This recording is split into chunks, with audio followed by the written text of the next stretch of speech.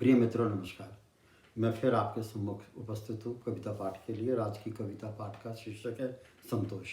जैसे मैंने आपको बताया, मेरी सारी कविताएं शिक्षाप्रद हैं और ये संतोष एक ऐसी चीज़ है कि अगर ज़िंदगी में बंदे को अपने संतोष हो जाए, जो भी उसको उपलब्ध हैं, जो भी सुविधाएं उपलब्ध हैं उन्हीं को सराहे और जो उपलब्ध नहीं हैं उनको अर्जित करने की कोशिश करे, लेकिन उनका उल्हाना अपने आप को ना दे और अपने आप को दुस्साहस करके अपने आप को जैसे कहते हैं ना, अविश्वास के गड्ढे में ना फेंके। जो मिला हुआ उसकी वो करनी चाहिए, वडियाई करनी चाहिए और उसी से अपना जो आत्मविश्वास है उसको बढ़ाना चाहिए।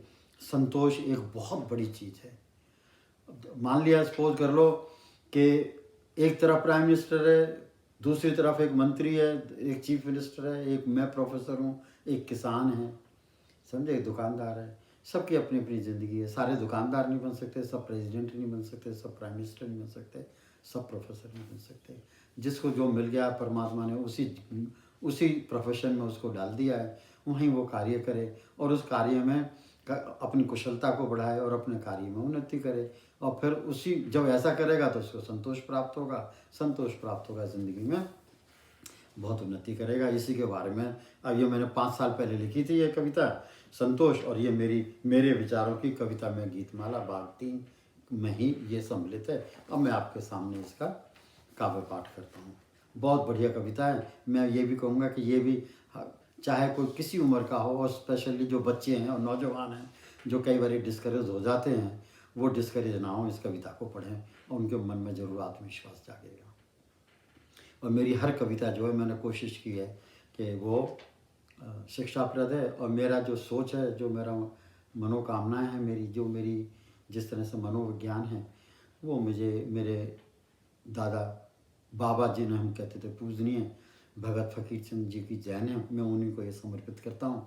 वो अभी 18 साल के भी नहीं थे, उसी समय विधवा हो गए थे, वो विधुर हो गए थे और दोबारा उन दोनों में शादी नहीं की। मेरे पिताजी अकेले उनके बच्चे थे। डिटर्मिनेशन देखो मेरे बाबा का कि उन्होंने दूसरी शादी नहीं की, जबकि लोग तो आज की डेट में 3-3, 4-4 कर लेते हैं। उन्होंने मेरे पिता को दिल्ली में पब्लिक स्कूल में पढ़ाया और जितना उनसे हो सका मेरे पिताजी का उन्होंने पालन पोषण किया और बहुत ही सरल स्वभाव के थे और संतोष उनकी ज़िंदगी का एक अहम अंग था। उन्हीं से मुझे ये विरासत में मिला, उसी के बारे में आपसे ये अपने विचार साझा कर रहा हूँ, जो विचार मैं समझता हूँ हर नागरिक के होने चाहिए। तो पहला पद, संतोष है ईश्वर, संतोष है औषधि। देखिए पहला ही शब्द देखो क्या कह रहा है, वो मैंने लिखे हैं, लेकिन देखो मैंने आपके ब्याह पर लिखे हैं, जनता के ब्याह पर लिखे हैं, या मैंने वो चीज़ लिखी है जो सर्वव्यापी होनी चाहिए जनमानस के भले के लिए, जनमानस के उद्धार के लिए। तो पहला सेंटेंस देखिए, संतोष है ईश्वर, संतोष है औषधि, संतोष ही है धन माया। संतोष है ईश्वर, संतोष है औषधि, संतोष ही है धन माया।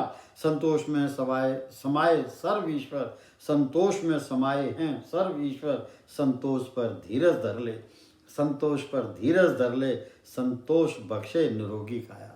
संतोष बख्शे निरोगी काया। अगर तुम्हें संतोष है तो फ्रस्ट्रेटेड नहीं हो, तो तुम्हारे जो फिजियोलॉजी जिसको बोलते हैं शरीर की सही रहेगी। जब फिजियोलॉजी शरीर की सही रहेगी, मानसिकता सही रहेगी और आपकी सेहत सही रहेगी। और ये ऐसा विचार नहीं है जो सच्चाई नहीं है। जो आदमी सारा दिन फिक्र करेगा दिमक की तरह उसका शरीर खराब हो जाएगा। तो मैं इसलिए दोबारा पढ़ रहा हूँ उसको। संतोष है ईश्वर, संतोष है औषधि, संतोष ही है धन माया। संतोष में समाये सर्व ईश्वर, संतोष पर धीरज धर ले, संतोष बख्शे निरोगी काया।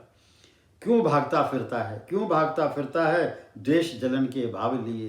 क्यों भागता फिरता है द्वेष जलन के भाव लिए।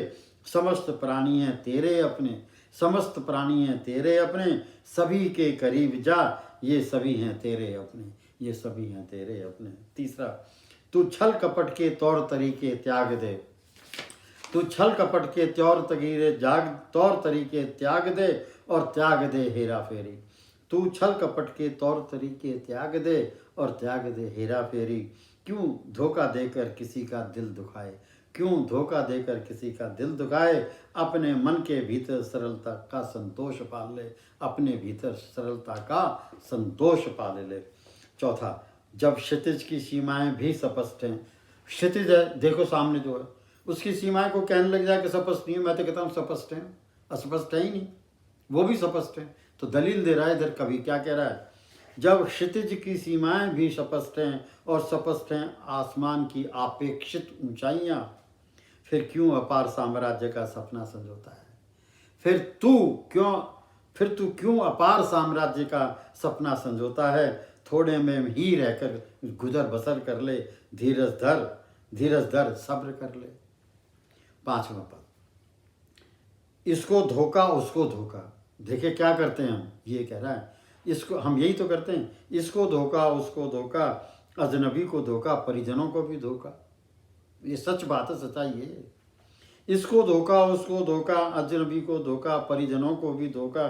तो अपने व्यवहार की कुछ हदें तो मुकर्रर कर ले, तू अपने दुष्व्यवहार की हदें तो कुछ तो मुकर्रर कर ले। संतोष है कहना, संतोष ही है नियत, संतोष से ही नियत भर ले, अपना जीवन सफल बना ले। अंतिम, कहे रोहताश गुप्ता संतोष करेगा अपना भला करेगा। कहे रोहताश गुप्ता कि अगर तू संतोष करेगा तो तू अपना भला करेगा, अपने पराये सबकी वाहवाह लेगा, अपने पराये सबकी वाहवाह लेगा, शौर्य तेज प्रताप अर्जित करेगा। तू शौर्य तेज प्रताप जीवन में अर्जित करेगा। मन में शांति धर, मन में शांति धर, आस पड़ोस समस्त समाज में शांति करेगा। संतोष पर धीरज धर, संतोष में धीरज धर। अगर संतोष में धीरज धर तो क्या होगा, तो अपार संतोष तू अर्जित करेगा, तुझे स्वयं यूं अपार संतोष मिलेगा। संतोष है ईश्वर, संतोष है औषधि, संतोष ही है धन माया, संतोष में समाये सर्व ईश्वर। संतोष पर धीरज धर ले, संतोष बख्शे निरोगी काया। धन्यवाद।